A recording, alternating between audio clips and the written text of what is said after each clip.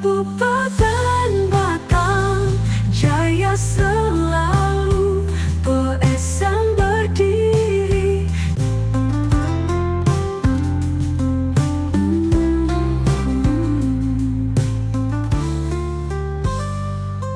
Alhamdulillah pada siang hari ini kita laksanakan kegiatan pemaparan tadi sudah disinggung oleh rekan kami, baik itu dari perizinan, dari pemerintahan, dan kami dari Diplomades memberikan apresiasi yang luar biasa kepada Dinas Kementerian Pertanahan yang sudah memfasilitasi kegiatan pelaksanaan seperti ini, karena memang luar biasa sekali teman-teman kita ini yang sudah memaparkan hasilnya ini. Paling bahasanya Indonesia, kalau seorang peneliti bisa memberikan sebuah data-data dukung terkait dengan masalah hasil penelitian yang ada di desa ini kan sangat-sangat perlu kita apresiasikan. Dan tentunya bagi desa yang ketempatan ini membuat semacam penilaian khusus, karena sudah barang tentu hasil dari rekomendasi yang sudah dibuat oleh teman-teman kita selaku peneliti, dan tentunya harapan kami menjadi semacam konsultan, karena di beberapa hari yang lalu saya katakan konsultan itu memang kesulitan. Jadi harapan kami ujung tombak dan ujung tombaknya ini teman-teman peneliti ini yang nanti harus kita kawal pimpinan, karena tadi output yang sudah dilakukan lewat penelitian ini hasil sudah dipaparkan, sia-sia kalau seandainya tidak ada semacam tidak lanjut. Alhamdulillah penggandeng kami dalam rangka memberikan solusi terkait dengan permasalahan yang harus ditindaklanjuti. Barangkali nanti harus ada semacam CSR ataupun mungkin kegiatan-kegiatan pendampingan itu yang menjadi sebuah terobosan-terobosan ke depan, sehingga tidak hanya sekedar diteliti saja, tetapi ada semacam tidak lanjut ke depan. Itu yang pertama. Yang kedua, tadi disampaikan, dan kami juga melihat kesimpulan-kesimpulan juga sudah bagus sekali dan sudah dijawab oleh rekan kami juga dari dinas terkait. Kami dari Diplomades memberikan sebuah saran masukan bahwa benar yang disampaikan permasalahan mengenai kegiatan informasi untuk pertanahan agraria ini memang kompleks sekali, seperti apa yang tadi disampaikan tadi. Di tiap-tiap desa mempunyai permasalahan dan potensi masing-masing, dan tentunya potensi-potensi ini kalau kita kembangkan menjadi sebuah potensi desa, itu menjadi sebuah kekuatan desa. Karena kami targetkan memang Bapak Bupati Batang seperti yang sudah disampaikan, 1.000 pemuda berwirausaha dan pencapaian 10.000 tenaga kerja baru. Itu kalau kita bisa gali lewat potensi di desa, kemandirian desa bisa benar-benar tercapai. Tapi memang tidak mudah terkait dengan masalah proses-proses untuk pendampingan dan mencermati model masalah yang ada di desa.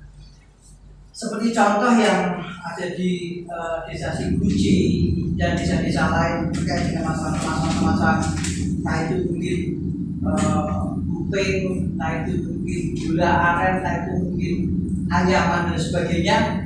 Satu hal terkait dengan masalah pemanfaatan teknologi. Pemanfaatan teknologi kalau kita melihat memang Indonesia masih sangat tradisional sekali, sehingga bagaimana sebuah semacam terobosan bagaimana memang pemikiran kita yang ada di dinas-dinas terkait memunculkan sebuah terobosan teknologi tepat guna. Sebab selama ini Indonesia menggawe upeng untuk kayak gitu. Padahal kalau kita lihat di beberapa negara, barangkali dengan terobosan teknologi tepat guna, saat-saat mengukir saja sudah tidak manual lagi, sudah ada semacam teknologi lewat robot ataupun aplikasi tinggal komputerisasi sudah bisa mengukir. Contohnya seperti ini. Sampai pun juga barangkali ini sama.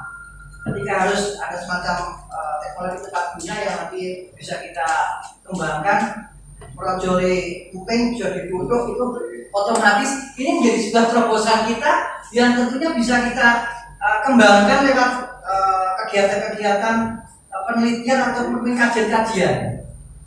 Tidak hanya itu, barangkali mungkin anyaman pun, anyaman tadi juga disinggung bahwa terkait dengan masalah anyaman yang dikasih alat pun, ternyata alat yang jadi kendala sudah kita berikan alat pun juga masih terkendala mengenai ban. Ini pun juga harus kita sikapi juga bagaimana mensederhanakan kapasitas ban sehingga mungkin bisa difungsikan di tingkat desa dengan kendala yang ada bisa disikapi juga. Termasuk kami ada di Permades, monggo program-program kegiatan lewat Dispermades melalui alokasi dana desa ini sebenarnya kan bisa kita berdayakan, bisa kita fungsikan. Tetapi memang mau tidak mau yang namanya alokasi anggaran desa ini kan terbatas.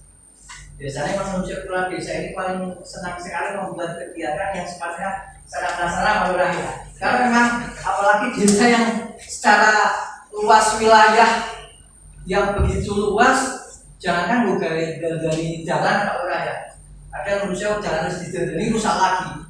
Bagaimana untuk memikir pemberdayaan atau kegiatan-kegiatan pelatihan peningkatan kapasitas masyarakat. Nah, ini tentunya ada semacam prioritas usulan yang barangkali harus kita kembangkan di tingkat desa, sehingga desa bisa merumuskan permasalahan-permasalahan kira-kira potensi apa yang diusulkan di tahun-tahun selebihnya, tahapan demi tahapan usulan, sehingga lewat usulan Bagdes yang tadi disampaikan Pak Irul itu tentunya bisa kita petakan permasalahan-permasalahan. Tahun pertama harus diselesaikan apa, tahun kedua harus diselesaikan apa. Ini ada semacam tahapan-tahapannya. Ini juga tidak mudah dalam merumuskan itu lewat kegiatan-kegiatan musyawarah desa. Dan tentunya ini menjadi sebuah pemikiran memangku kebijakan di tingkat desa dan teman-teman konsultan pendamping itu bisa memfasilitasi tahapan demi tahapannya. Tidak hanya itu, barangkali memang terkait dengan masalah kendala pemasaran, alhamdulillah Bapak Bupati Batang ini kemarin sudah memberikan sebuah apresiasi. Dengan selesainya akhir masa jabatan, beliau akan membuat semacam ekspos lewat Batang Expo.